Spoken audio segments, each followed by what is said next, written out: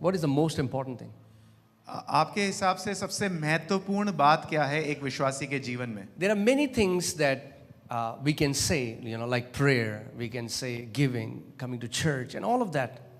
हमारे हिसाब से या तो प्रार्थना हो सकती है सबसे महत्वपूर्ण चीज, या फिर देना हो सकता है, या फिर कलीसिया आना, or fasting and so on. There can be so many things which are very important, but what is that root from which every other branch comes out? हम ये भी सोच सकते हैं कि उपवास या फिर इत्यादि ऐसी कई सारी बातें हो सकती हैं जो हमारे लिए महत्वपूर्ण हो सकती है, लेकिन असल में वो जड़ क्या है जिससे कई सारी शाखाएं निकलती हैं. Amen? Amen. And if you can pay attention to that, अगर हम उस जड़ की ओर अपना ध्यान दे सकें, the most important thing in your life is believing right. सबसे महत्वपूर्ण बात है हमारे जीवन में सही विश्वास करना. If your believing is wrong, then your praying will be wrong. अगर हम मानते सही नहीं है, विश्वास सही नहीं करते हैं, तो हमारी प्रार्थना गलत होंगी. If your believing is wrong, then the reason why you come to church will be wrong. अगर हमारा विश्वास ही गलत बात पर टिका हुआ है तो हमारा कलीसिया आने का कारण भी गलत है. If your believing is wrong, then the reason why you give will be wrong. अगर हमारा विश्वास गलत है तो फिर हम जिस कारण से देते हैं परमेश्वर के राज्य में वो भी गलत है. Are you guys with me? आप समझ रहे हैं? That's why, hear this, if you want to write it down. The most important thing, this thing is of paramount importance. What you believe about God. Your entire life revolves around what you believe about God. आप ध्यान से Not सुनें. what you do, but what you believe about God. आप इस बात को ध्यान से सुने. अगर लिख रहे हैं तो लिख लीजिए.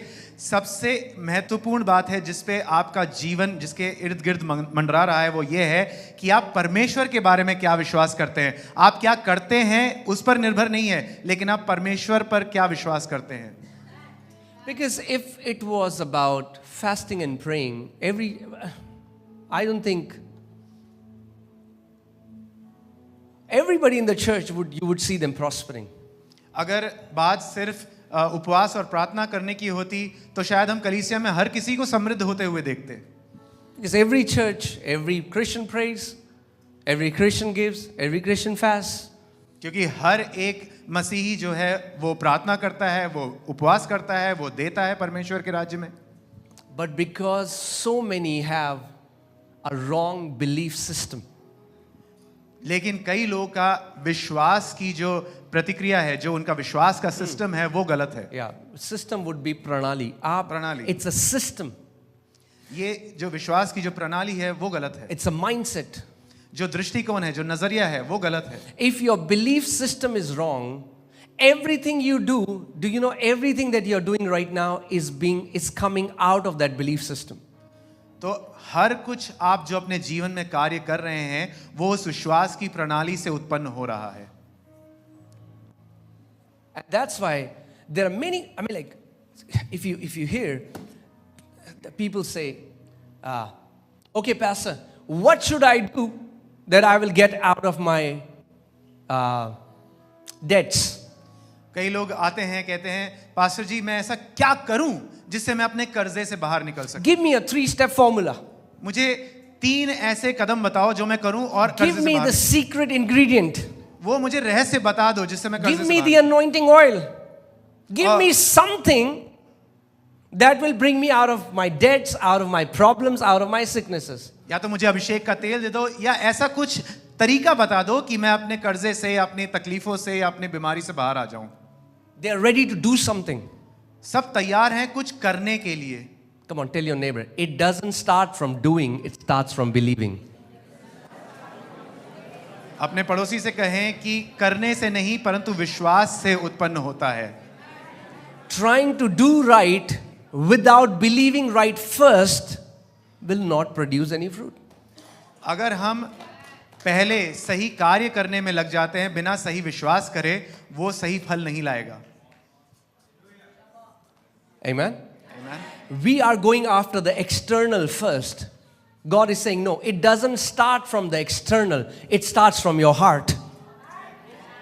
हम अपने बाहरी वातावरण को पहले बदलने की कोशिश करते हैं, लेकिन परमेश्वर कहता है पहले बाहर का नहीं, अपने दिल को बदलो। So I want to ask you this question tonight. मैं आपसे ये सवाल पूछता हूँ आज की रात, What do you believe about God? तो परमेश्वर के बारे में आप क्या विश्वास करते हैं? You'll say, yeah, I believe God is God. हम कहेंगे परमेश्वर तो परमेश्वर है, मैं ये विश्वास करता हूँ। Even devil believes God is God. लेकिन शैतान भी विश्वास करता है कि परमेश्वर तो परमेश्वर ही है। That's not the kind of faith that pleases God. You know, Bible says, do you believe that God exists and God is one? You believe well, for even demons believe that and tremble.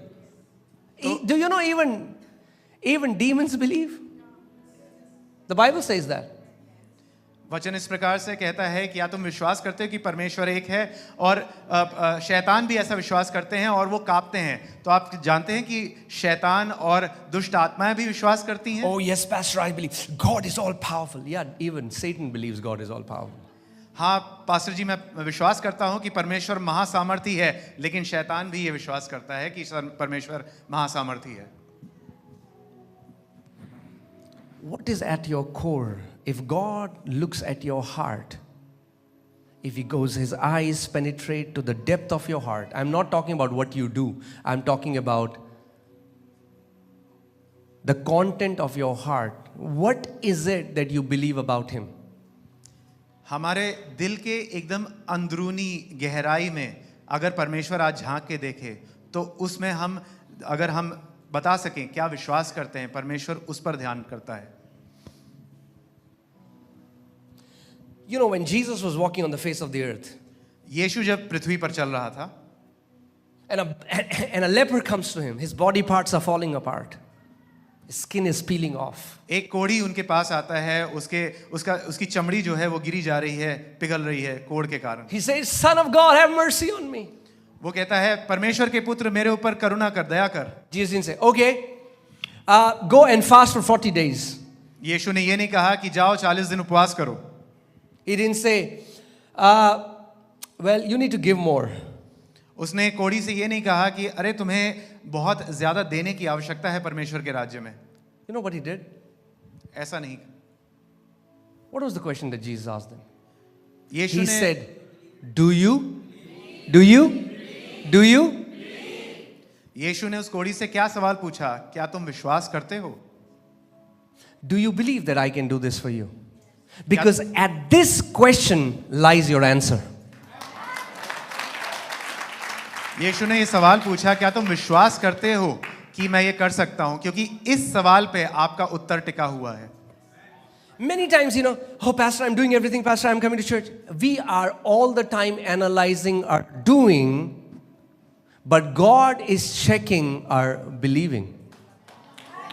हम कई बार आके कहते हैं pastor मैंने तो ये कर दिया, मैंने वो कर दिया। हम कई बार यही सोचते रहते हैं, इसी बात पर तर्क वितर्क करते रहते हैं कि मैंने क्या किया, लेकिन परमेश्वर देखता है कि हमारा विश्वास की प्रणाली क्या है। Who do you believe God to be?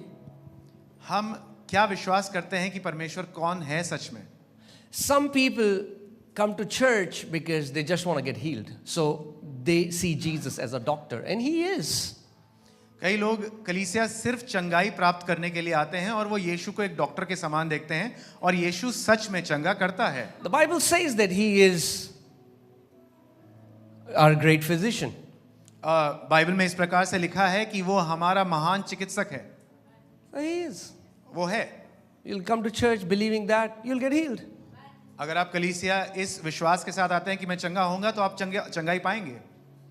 But that's all. You'll get healed. लेकिन हमारा विश्वास वहीं पर, Because you only believe for a healing. क्योंकि हमने सिर्फ चंगाई के लिए विश्वास किया, तो वहीं पर हमारी विश्वास की प्रणाली रुक जाती है। Some people come to Jesus as an immigration officer. I need a visa to go to Canada or Australia or wherever.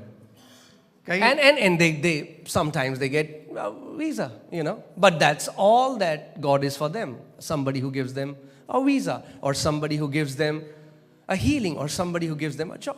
Who do you believe that Jesus is for you? Not who he is, but who do you believe? Because what you believe about Jesus, he is that for you.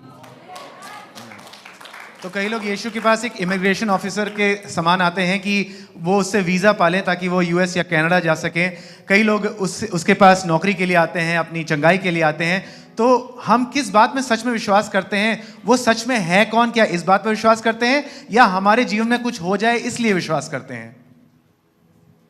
Your entire life, many of you would not realize it, is revolving around your belief system. अगर हमने अभी तक ये बात समझी नहीं है, लेकिन हमारा संपूर्ण जीवन हमारी विश्वास की प्रणाली के आसपास ही घूम रहा है। We are ready to do, हम जल्दी से करने को तैयार हैं, but God is saying, no, no.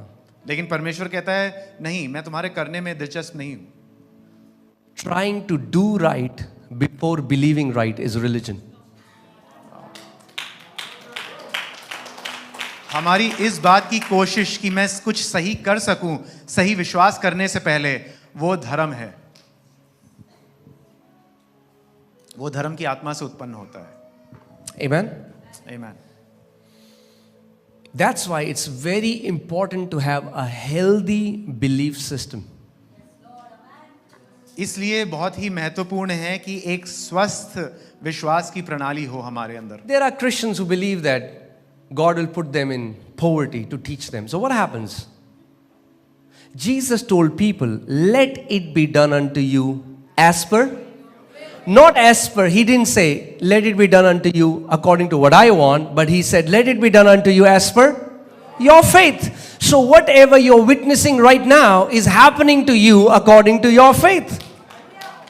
कई लोग इस प्रकार से मानते हैं कि यीशु हमें गरीबी में इसलिए रखता है ताकि वो हमारे जीवन में कुछ सबक सिखा सके, लेकिन यीशु ने कहा तुम्हें अपने खुद के विश्वास के अनुकूल मिलेगा। Our entire behavior is motivated by a belief system.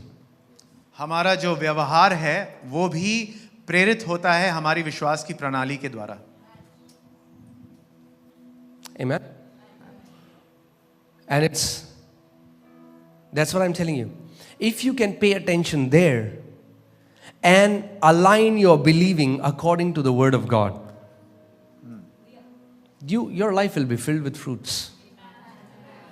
अगर हम अपने जीवन में सच में फल देखना चाहते हैं, अच्छे फल, तो हम अपने विश्वास की प्रणाली वचन के ऊपर आधारित कर दें। And today I'm going to teach you how easy it is to believe right. It's easy. और मैं आज आपको सिखाना चाहता हूं कि सही विश्वास करना सरल है। Amen. And when you will believe right, you will enter into rest in that area. और जिस किसी क्षेत्र में आप अपने विश्वास की प्रणाली को सही कर देंगे, आप उस क्षेत्र में विश्राम में प्रवेश कर लेंगे।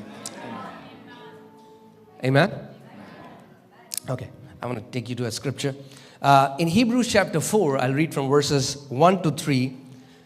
It says, therefore, since a promise remains of entering his rest. इब्रानी 4 उसका 1 से 3 पहली आयत, इसलिए जबकि उसके विश्राम में प्रवेश करने की प्रतिज्ञा अब तक है। Let us fear lest any of you seem to have come short of it, for indeed the gospel was preached to us as well as to them, but the word which they heard did not profit them, not being mixed with faith in those who heard it. तो ऐसा करने से वो भय खाएं, ऐसा उन्हें डरना चाहिए, ऐसा ना हो कि तुम में से कोई जन उससे रहित जान पड़े। दूसरी आयत, क्योंकि हमें उन्हीं की नाई सुसमाचार सुनाया गया है, पर सुने हुए वचन से उन्हें कुछ लाभ ना हुआ, क्योंकि सुनने वालों के मन में विश्वास के साथ नहीं बैठा। Okay, wait. You can go to church 365 days a year. But what you are hearing, if you don't mix faith with it, you have just wasted those hours. आप यहाँ पर आते हैं, आपने वचन सुना, लेकिन अगर आपने उस सुनने में विश्वास नहीं मिलाया, तो वो सारा समय आपने बर्बाद कर दिया। Christians miss the most important thing in their life, and that is hearing. And when the word is being preached, they are not hearing. And after the service, they say, Pastor. For the gospel was preached to them, but it did not profit them because they did not mix faith in what they heard. कई विश्वासी सुनने से चूक जाते हैं और सभा खत्म होने के बाद वो पास्टर से प्रार्थना कराने आ जाते हैं। यहाँ पर लिखा हुआ है कि सुने हुए वचन से उन्हें कुछ लाभ ना हुआ, क्योंकि उन्होंने उसमें विश्वास को नहीं घोला। सुने हुए वचन से उन्हें कुछ लाभ ना हुआ, क्योंकि सुना हुआ वचन आपको लाभ देने के लिए सुनाया जाता है। ये सत्संग नहीं है, यहां कथा नहीं बता रहे, सुसमाचार इसीलिए बताया गया कि आपके जीवन में लाभ हो। The word that they heard did not profit them. The word that is being preached here and that is being taught here is for your profit. This is not a place for satsang or for any kind of other message, but the word of God is for your benefit, for your profit. For we who have believed do enter that rest. और हम जिन्होंने विश्वास किया है उस विश्राम में प्रवेश करते हैं। Hear this.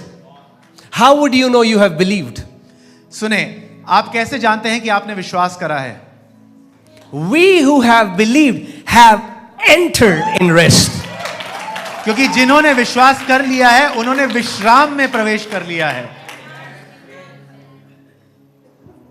I told you about my life. Do you know that right now, even in Christians, even in believers, 70% of worries are financial worries.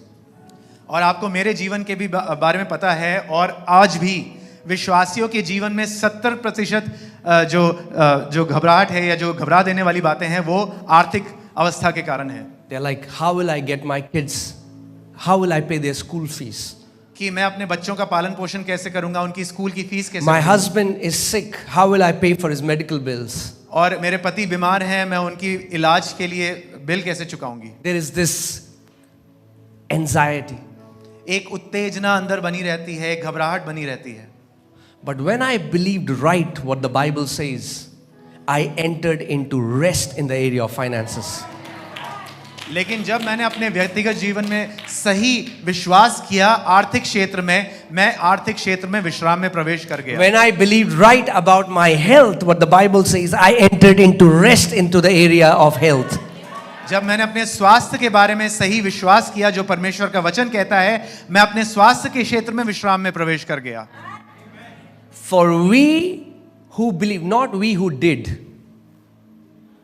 we who believe. It's not your doing that makes you enter into the rest. It's your believing that makes you enter in the rest. यहाँ इस प्रकार से नहीं लिखा हुआ है कि उन्होंने जो किया उससे वो विश्राम में प्रवेश किए, नहीं, ऐसा नहीं लिखा है। यहाँ लिखा है कि जिन्होंने विश्वास किया है वो उस क्षेत्र में विश्राम में प्रवेश कर गए।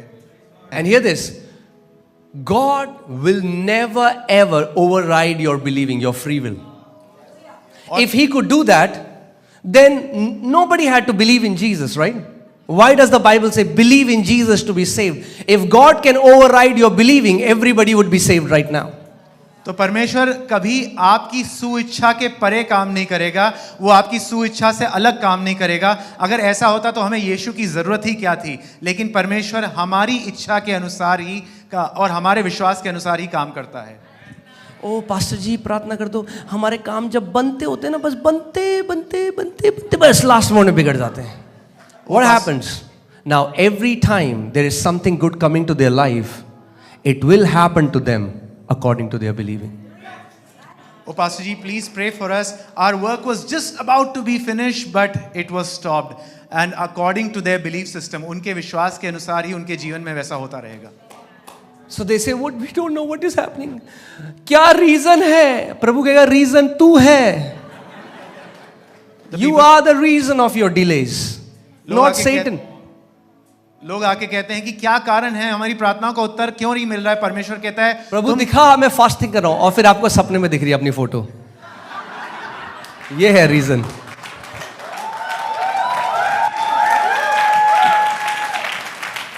शैतान नहीं है, आपकी विश्वास करने की प्रणाली जो है वो है कारण कि आपकी प्रार्थना का उत्तर क्यों नहीं आ रहा है। The Bible says, out of the abundance of heart, mouth speaks. So, when you're not conscious of what you are saying, hear what you say.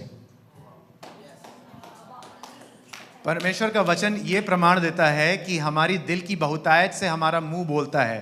तो अगर हम इस बात पे ध्यान नहीं देते हैं कि हम क्या बोल रहे हैं, तो हमें सुनना चाहिए कि हम क्या बोल रहे हैं।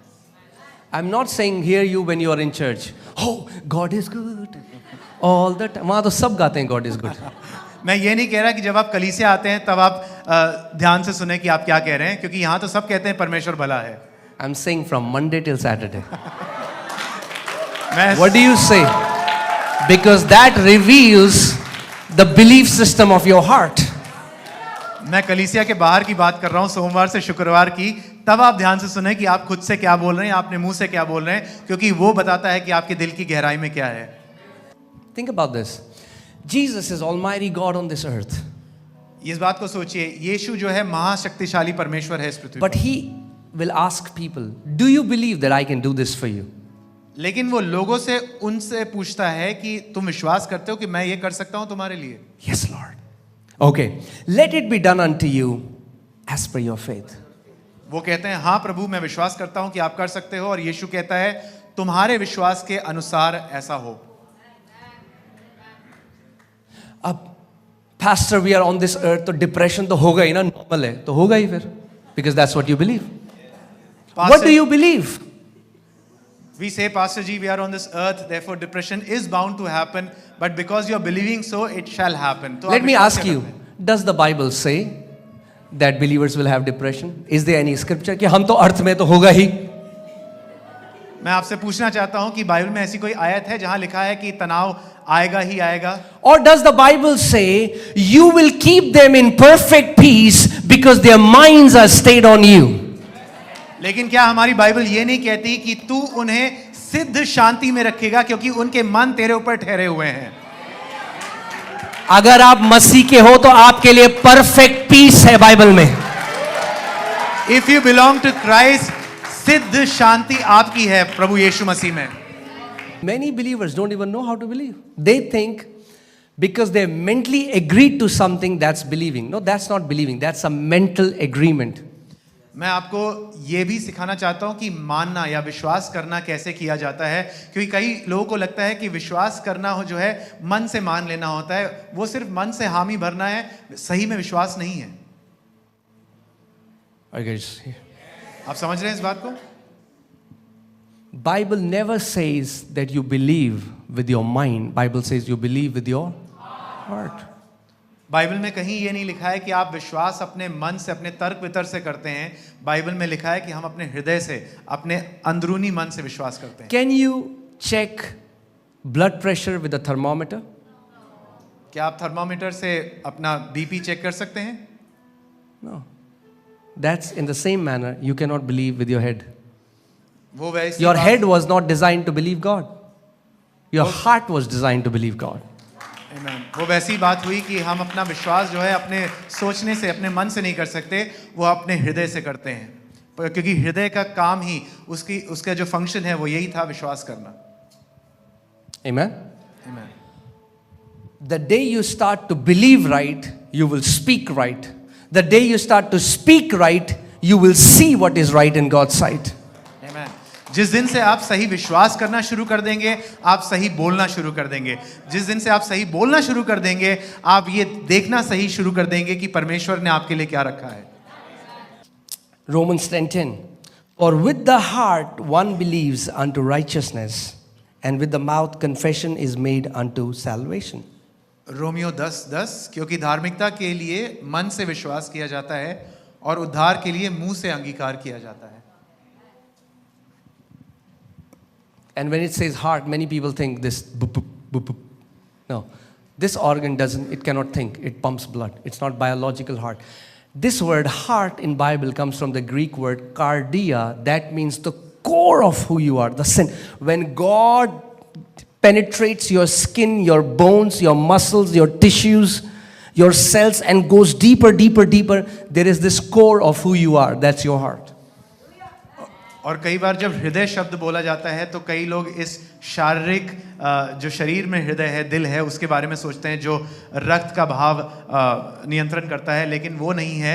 अगर हम हृदय की सच में बात करें या मन की सच में बात करें, वो हमारे दिल का अंदरूनी भाग है, हमारे अस्तित्व का अंदरूनी भाग है, जो अपने शरीर, मांस, हड्डी, मांसपेशियों, उसके अंदर जाकर एक मन है, अंदरूनी मन है, जिसके बारे में बात होती है। So when Bible says heart, that means you cannot believe at the surface level.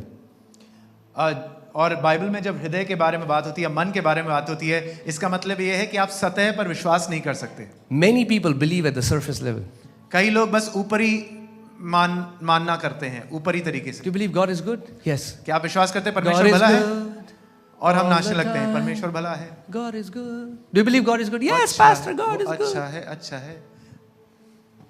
Are they saying it from here or are they saying it from here? Majority from here. Because when anything goes wrong, it's like, what did God do for me? कहाँ है प्रभु? क्या किया उसने मेरे साथ? मैं church किया, मैंने ये किया, मैंने वो किया. What happened? The core, the belief that was in the core has started to come out of their mouth. जब सब खुश होते हैं तो सब अच्छा अच्छा गाते हैं और कहते हैं परमेश्वर बहुत अच्छा है, लेकिन जैसे ही तकलीफ आती है उनके जो अंदरूनी सोच विचार की प्रणाली है उससे आवाज निकलती है कि what did God do for me? परमेश्वर ने क्या किया मेरे साथ? Hear this.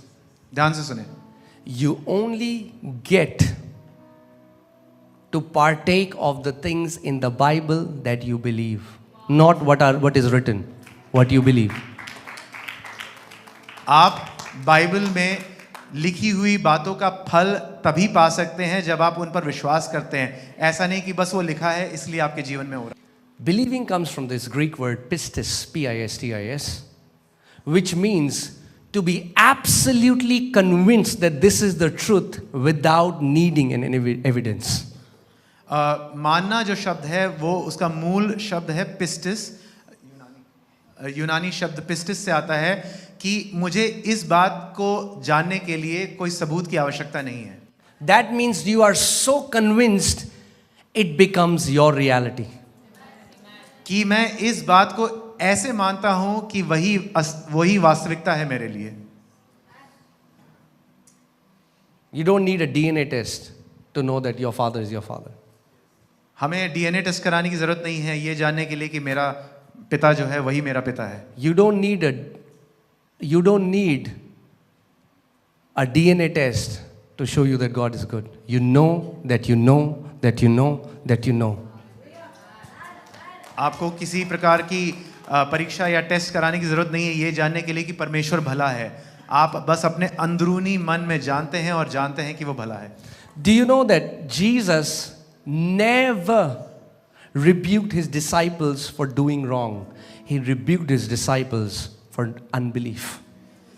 आप जानते हो यीशु ने कभी अपने चेलों को गलत करने पर नहीं डांटा, परंतु उनके गलत विश्वास पर डांटा उनको, या अविश्वास पर डांटा.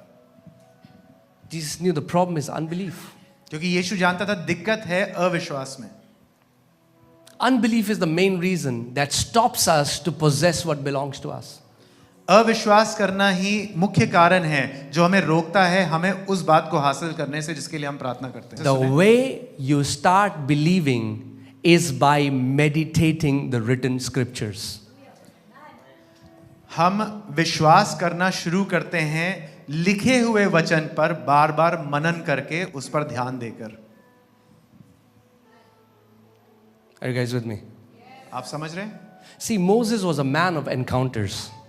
मूसा परमेश्वर के साथ साक्षात्कार में चलने वाला परमेश्वर See था. God face to face, encounters, third heaven. आमने सामने परमेश्वर के साथ बात करता, तीसरे स्वर्ग में उसके मुलाकात होती उससे. But still, he was not able to enter the promised land. इतना Your encounters will never take you to the promises. परमेश्वर के साथ इतने साक्षात्कार में चलने के बावजूद भी वो वायदे की भूमि पर नहीं पहुंच पाया. हमारा परमेश्वर के साथ जो भेंट होती है उससे हम नहीं पहुंचते. That's why some of the most messed up people I see, they are all the time talking about मैंने ये स्वर्ग देखा, यहाँ पे ये नीली लाइट देखी, पीली लाइट देखी, but their life says something else. Why? Because their believing is wrong. They believe their encounters more than they believe the word. इसलिए मैंने कई लोगों को देखा है जो गड़बड़ी में चलते हैं विश्वासी होने के बावजूद, because there thought process is about what they have seen and what they have encountered, पर वो वचन जो लिखा हुआ है उस पर विश्वास नहीं करते. Thank you for the thundering silence. घंघोर सन्नाटे के लिए धन्यवाद.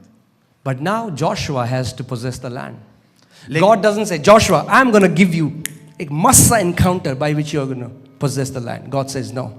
Joshua, let me give you the secret to possess the land. He says, this book of the law shall not depart from your mouth, but you shall meditate in it day and night.